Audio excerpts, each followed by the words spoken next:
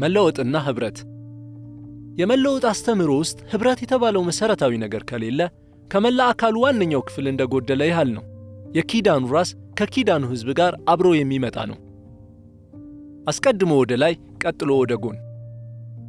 ኅብረት ፊተኛውን ቦታ መያዝ አለበት እያልን አይደለም።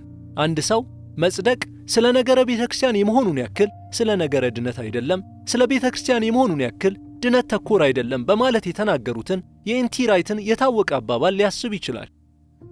አዲስ ኪዳን ቅድሚያ የሰጠውን ኋላ ማድረግ፣ አዲስ ኪዳን ኋላ ያሰፈረውን ደግሞ ፊት ማድረግ የሚለው ዕውቅ የሆነ የዳግላስ ሞ አባባል ለዚህ ግልጽ ምሳሌ ይሆንልናል።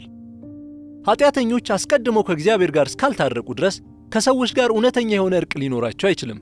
ወደ ጎን ያለው ግንኙነት የግድ ወደ ላይ ያለውን ግንኙነት ተከትሎ ይመጣል።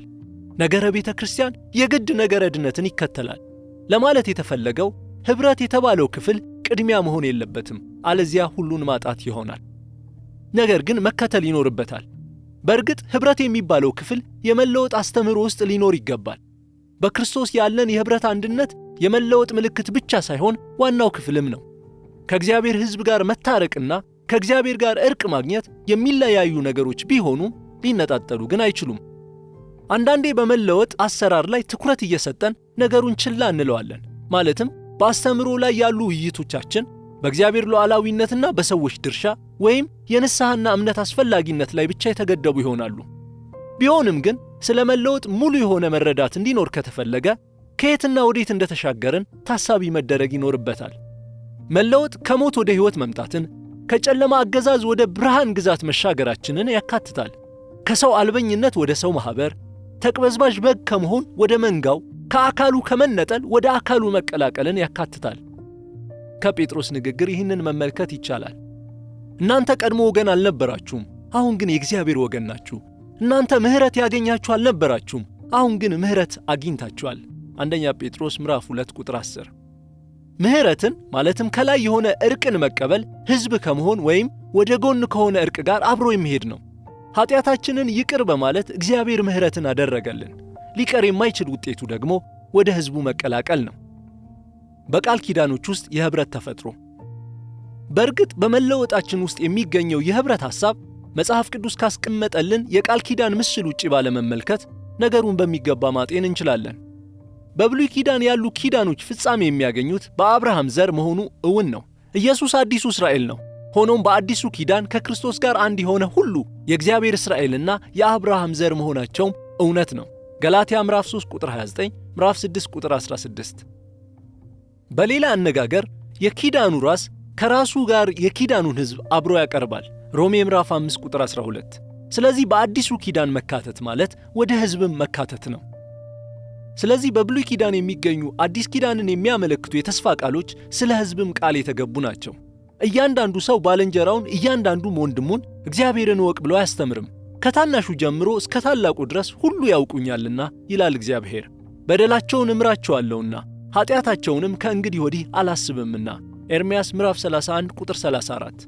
አዲሱ ኪዳን የይቅርታን ተስፋ ይሰጠናል። ጨምሮም የወንድሞች ኅብረትን ተስፋ ይገባልናል። ይህም ወደ ላይና ወደ ጎን ያለውን ግንኙነት ያመለክታል።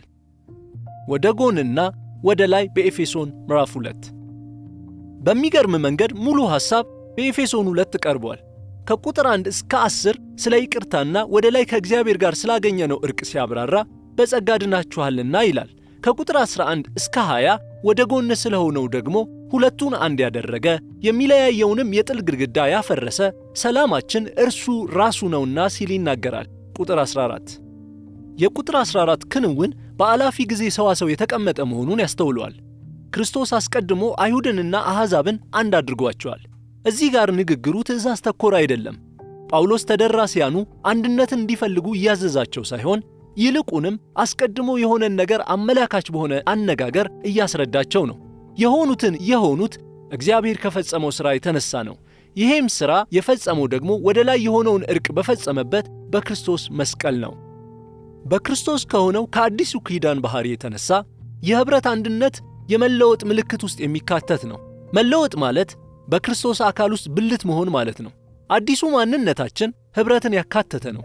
ክርስቶስ ኅብረትን ማዕከል ያደረጉ ግለሰቦች አድርጎናል። ይህንን ለመረዳት ቀላል መንገድ እንጠቀም። እናትና አባት አንድን ልጅ በጉዲፈቻ ለማሳደግ ወደ ማደጎ ቤት በሄዱ ጊዜ ልጁን ወደ ቤት ይዘው መጥተው ከአዲሱ ወንድሞችና እህቶች ጋር እንዲሆን ወደ ቤተሰቡ እራት ግብዣ ያመጡታል። ልጅ መሆን ወንድም ከመሆን ጋር አንድ አይነት አይደለም። ልጅነት መቅደም አለበት።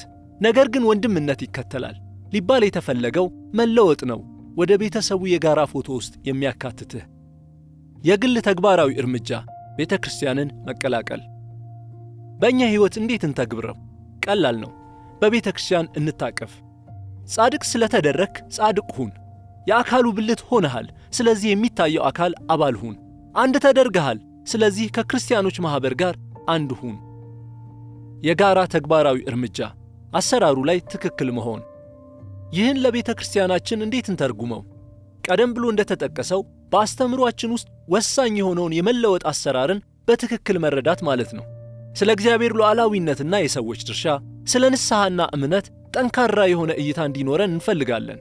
ነገር ግን እዚህ ጋር ሚዛን ካልጠበቅን መጨረሻችን ብልሹ የሆነ ቤተ ክርስቲያን ይሆናል። በመለወጥ ሳህን የምናስቀምጠው ያ የቤተ ክርስቲያኒቱ ማዕድ ይሆናል። የመለወጥ አስተምህሮ ስለ እግዚአብሔር ሉዓላዊነት ጠንካራ አመለካከት ከጎደለው ስብከትህና ወንጌል ስርጭትህም ጨቋኝና ሰውን ለማስደሰት የሚዳክር ይሆናል። በአመራር ጉዳይ ላይ የሚኖርህ መረዳት ተጻራሪ የመሆን ዕድሉ ሰፊ ነው። ከአቅም በላይ የሆነ የፕሮግራም ሰሌዳ ራስህንና ማኅበሩን አሸክመህ ለዝለት ትጋለጣለህ። የአባልነት ልምምዶችህ የተለየ ስምና ጥቅም ተኮር ይሆናሉ። ተጠያቂነትህና ሥርዓት ያለው ልምምድህ እየጠፋ መሄዱ አይቀሬ ስለሆነ ቅድስና አደጋ ላይ ይወድቃል። የመለወጥ አስተምህሮ የሰው ድርሻን በተመለከተ ጠንካራ እይታ ከጎደለው ደግሞ ለራስህም ለሌሎችም ስጦታ ባላደራ ከመሆን ትሰንፋለህ። የስብከት ዝግጅትና የወንጌል ስርጭትን ለመፈጸም ስትሰራ ጥቅም ፈላጊ በመሆን ትፈተናለህ። ለተጎዱት ፍቅርና ርኅራኄ ከማሳየት ትጎድላለህ። በአጥባቂነት ወይም ዝግ ባለ መንፈስ ወደ ሌሎች መቅረብ ትጀምራለህ። ደካማ በሆነ የጸሎት ሕይወት ውስጥ በማለፍ አላስፈላጊ መከራ ልትቀበል ትችላለህ። በዚህም ያንተ ሊሆኑ ከሚችሉ በረከቶች ትተላለፋለህ። ፍቅርን አደጋ ላይ ትጥለዋለህ። የመለወጥ አስተምህሮ ንስሐን በተመለከተ ጠንካራ ግንዛቤ ከጎደለው ለሰዎች የድነትን እርግጠኝነት ለማቅረብ እየቸኮልክ ነገር ግን ክርስቶስን በመከተል ዋጋ እንዲከፍሉ ከማድረግ ትዘገያለህ። በቤተ ክርስቲያን ውስጥ ዓለማዊነትና መከፋፈልን ችለህ ትቀመጣለህ። የቤተ ክርስቲያንህ አባላትም ከእምነታቸው ማነስ የተነሳ በእነዚህ ጉዳዮች አመቻምቸው እንዲቀመጡ ይሆናል። ጸጋም ስለሚረክስ ስም ብቻ ሆኖ የመቀመጡ ዝንባሌ ይስተዋላል። በጠቅላላው ቤተ ክርስቲያኒቱ ከዓለም በማይለይ መልኩ ስለ ክርስቶስ አዳኝነት እንጂ ስለ ጌትነቱ መዘመር የማትወድ ትሆናለች። የመለወጥ አስተምህሮ እምነትን በተመለከተ ጠንካራ ግንዛቤ ከጎደለው ቤተ ክርስቲያኒቱ ጭንቀት በሞላበት የራስን ጽድቅ ለማቆምና ሰውን ለማስደሰት በሚጥሩ ወግ አጥባቂዎች ትሞላለች። ራስን በመግዛት የተሻሉ የሚባሉት የቤተ ክርስቲያኒቱ አባላት ራሳቸውን በማሳት ስለ ራሳቸው መልካም ነገር ሲያስቡ፣ ራስን በመግዛት ያልተሻሉቱ አባላት ደግሞ ስውር ኃጢአታቸውን በመደበቅ ራስን በተደጋጋሚ መውቀስን ይለማመዳሉ። በዚህም ሌሎችን ቅር ያሰኛሉ። ግልጽነት እየደበዘዘ ግብዝነት ስፍራ እየያዘ ይሄዳል። የጠፉትና በውጭ ያሉት የእውነተኛው ጸጋ ግለትና ርኅራኄን ሳይካፈሉ ይቀራሉ። እንደየባህሉ ልዩነት ያላቸው ነገሮች ከሕግ ጋር መምታታት ይጀምራሉ። ቤተ ክርስቲያኒቱ ስለ ክርስቶስ ጌትነት ለመስበክ እየበረታች በደም የተለወሰውን በግ ለእርሷ እንደታረደ መዘመርን ትዘነጋለች። እርግጥ ነው ሰፊ ሐሳብ ለመዳሰስ ሞክሬያለሁ።